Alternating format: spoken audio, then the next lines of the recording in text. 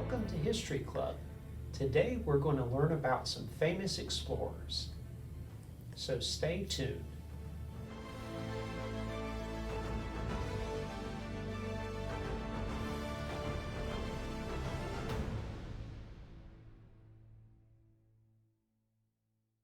First we'll learn about Leif Eriksson. Leif was the first European to visit the Americas. We know about him from the Norse sagas. Sagas are long poems that the Vikings used to tell their stories.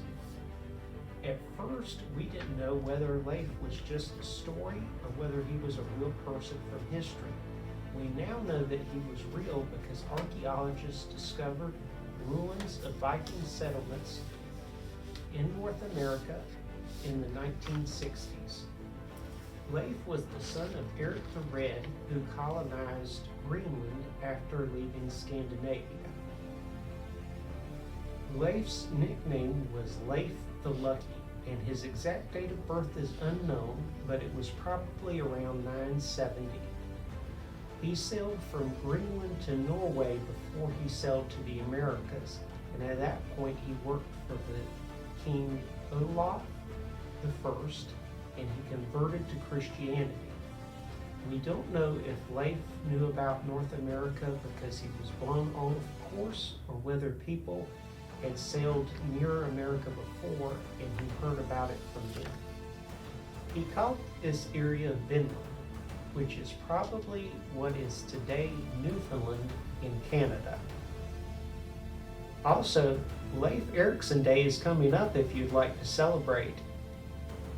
We celebrate it on October the 9th, which is not the day he found America, since we don't know that day for sure, but it's based off the day a large number of Scandinavian immigrants arrived in the U.S. His travels from the 9th century to the 11th century. And here's a map of the voyages of Eric the Red and Leif Eriksson. The person we're going to talk about today is Marco Polo. Marco Polo was born in Venice, Italy around 1254. He came from a family of merchants who were known for trading in the Middle East. Around 1271, he traveled with his dad and uncle across the Middle East all the way to China. That trip took them around 4 years to complete. Once in China, they met Kublai Khan, the ruler of China, who seemed to like Marco Polo. They stayed in China for quite a while until 1292. After leaving China, a trip that took around 3 years, he returned to Venice, Italy, where he wrote a book about his travels in 1298. He died in 1324, but from then on, Europeans wanted the silks and spices that the Far East offered. Here we see a map of Marco Polo's travels to and from China. Next we go from talking about someone who visited China to someone who was from China, Zheng He. Zheng He was born around 1371 in the province of Yunnan. Even though Buddhism and Confucianism were leading religions in China, Zheng He was actually from a Muslim family. The province of Yunnan was conquered by the Ming Dynasty, China's ruling family, while Zheng He was still very young. He was forced to serve in the army, but over time he gained a reputation as a skilled soldier and also as a diplomat. He made diplomatic missions in which he explored first India, then later the Middle East, and even as far as Eastern Africa. He died in Calicut in 1433. Here is a map of Zheng He's voyages to India, the Middle East, and Eastern Africa. Now we're going to talk about Prince Henry the Navigator. Prince Henry was born in 1394, and he was the third son of Portugal's King John. While he was young, he served in the Portuguese military and he helped conquer the Moorish city of Ceuta. That got him interested in exploring other parts of the world. Luckily for him, a new type of ship had just arrived. It was called the Caravel. The Caravel can sail much faster and further than previous ships. He sent John Goncalves and Tristan Vaz, and they found the island of Porto Santo. He wanted colonies, and explorations were made in the Madeira Islands, which were upset by a fire, but eventually it became a place where grapes were grown, and the production of grapes made it a flourishing place. Portuguese explorers sailed past Cape Borrador, Cape Verde, and the Azores, meaning that they had gone much further down the African coast than any previous European explorers. Prince Henry the Navigator died in 1460. Future Portuguese kings continued sponsoring expeditions of exploration, just like Prince Henry the Navigator had done. One particularly important explorer was Bartholomew Diaz. Diaz came from a family of explorers, and he had been in charge of the royal warehouses before becoming an explorer. He set sail in August of 1487 with the goal of rounding Africa. He ran into horrible storms and wound up becoming lost. In February of 1488, he landed at Herdsman's Bay in Africa. This was the first time a European had rounded the tip end of Africa. He called the area of the ocean near the tip of Africa the Cape of Storms, but it was renamed the Cape of Good Hope so that it wouldn't discourage future explorers. Bartholomew Diaz returned in December of 1488, but unfortunately for him, he was later lost at sea. The next famous explorer we'll be talking about is Christopher Columbus. Christopher Columbus was born in Genoa, Italy around 1451. His dad was a wool merchant, and Columbus took a job sailing while he was still a teenager. On one of his trips, the ship was attacked by privateers and Columbus nearly drowned. One myth about Columbus is that he was the first person to realize the earth was round. However, this isn't true. Columbus just thought it would be easier to sail around the world rather than trying to make a trip around Africa to get to Asia.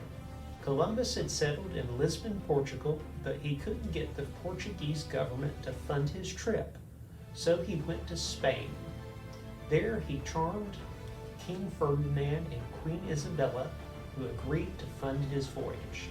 He set sail on August the 3rd, 1492, and landed in the Caribbean on October the 12th, 1492. This was the first time a European had been back to the Americas since Leif Eriksson. He made 3 more voyages before his death in 1506. Here is a map of Columbus's 4 trips to the Americas, starting in 1492. The next explorer we'll be learning about is John Cabot. Much like Columbus, John Cabot was born in Genoa, Italy around 1451. But he moved to the city of Venice in Italy.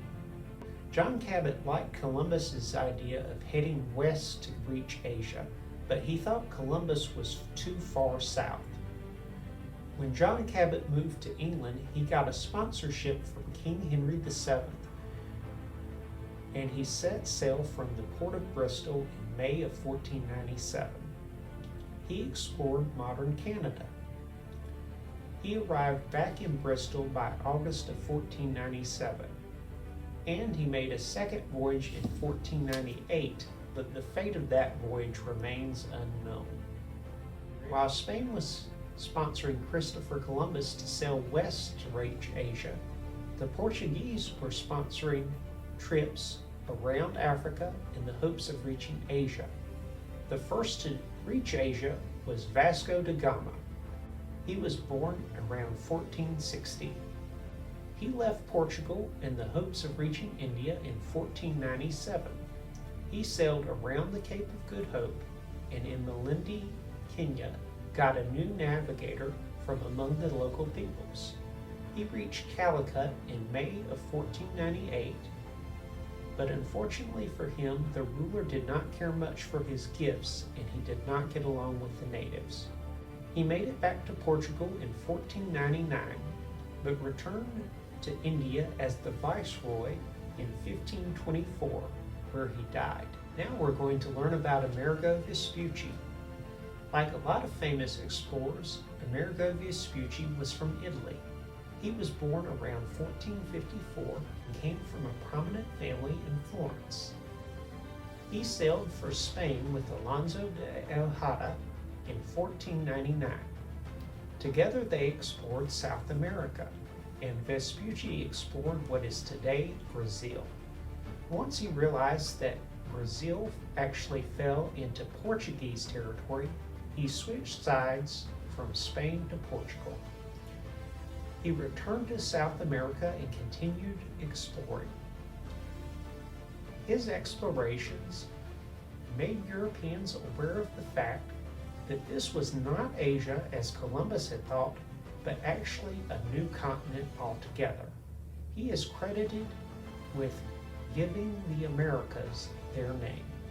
A Portuguese explorer in Brazil around the same time as Amerigo Vespucci was Pedro Alvares Cabral. He set off to India in March of 1500. Bartholomew Diaz, who we talked about before, sailed with him, but Cabral was blown off course.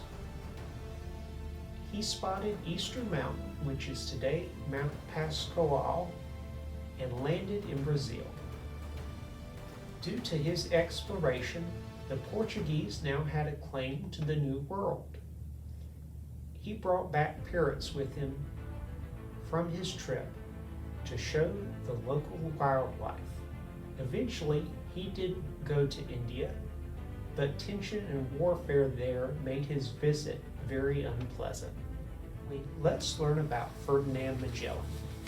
Magellan was born around 1480. He was from Portugal, but his trip was sponsored by Spain. His goal was to reach the Spice Islands of the East Indies. He set sail with 5 ships in September of 1519. He sailed down the South American coast to try to reach the Pacific Ocean. He found the strait, which is today named after him, the Strait of Magellan. He lost 2 ships along the way, but eventually he reached the Pacific in November of 1520.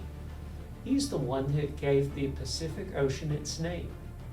Pacific means calm or peaceful, and he found the Pacific Ocean to be much more calm than the Atlantic Ocean. Unfortunately for him and his crew, they began to run out of food and fresh water. They eventually reached Guam in the Philippines, where they restocked on supplies and explored the area. But Magellan was killed by natives in April of 1521. Juan Elcano took command, and one ship, just one, the Victoria, made it back safely to Spain in September of 1522. One of my favorite books as a kid was Around the World in 100 Years by Jean Fritz. That's part of what inspired this particular presentation. So if you'd like to learn more about the explorers mentioned here, or even more explorers, check it out. Thank you for watching. Have a great day.